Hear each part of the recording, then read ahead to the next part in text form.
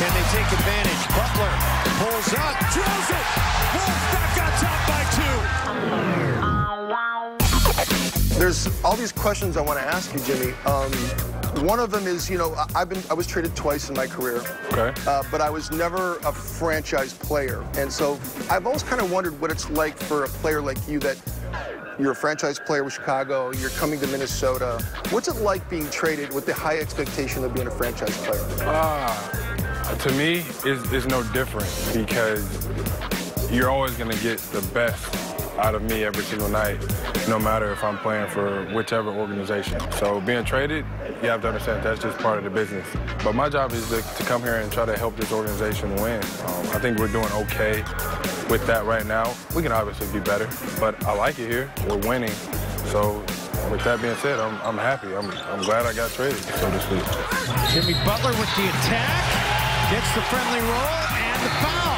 One of the things that is evident with you on the floor is the leadership that you bring. So what does leadership mean to you, and, you know, what makes a good leader in your mind? I mean, people lead in all different kind of ways, you know. Mine, I just go out there and play hard.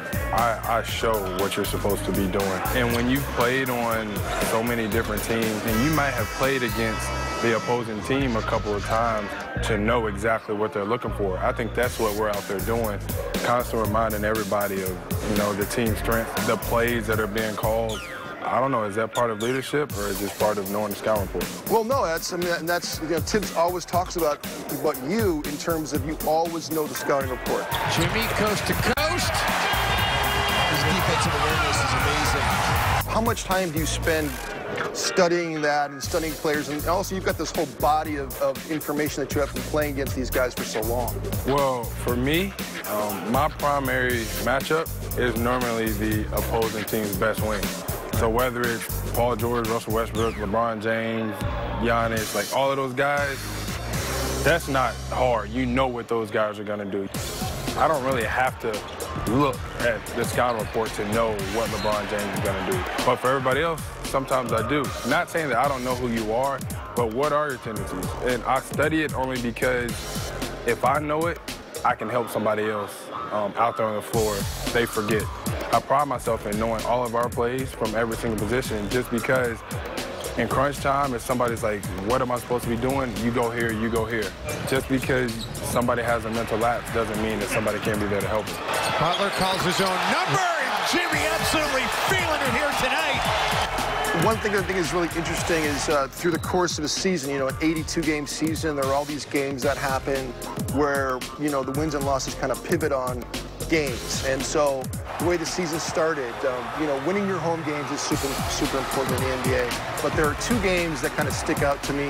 Minnesota loses against Washington at home, and it's a back-to-back situation flying down to New Orleans. And you get a big win down in New Orleans. And I saw you and Jamal as we get to the hotel, so it's 2 in the morning or whatever, and you guys are having a heart-to-heart. Was that one of those seminal moments for you, that game down in New Orleans? Do you even think about it that way, or what did that game mean to you in terms of turning things around? I mean, to me, every win's a phenomenal win. But I think that night, it just really set in for me what I'm capable of. Because Jamal, as he was talking to him, was like, yo, Jim, I've seen you, you know, do this for years. Like, you can be better. We need you to be better. And I was telling him the same thing. Like, but that's what I like about so many guys on this team. Everybody wants to win, so you can't take anything personal. The second that you start to take things personal and nobody can tell you the truth is a sign that we're going downhill. So that's what that was all about with me and Jamal, and I love Jamal to death. He's always trying to make me be better. That night, he really let me know that I have to be great every single night.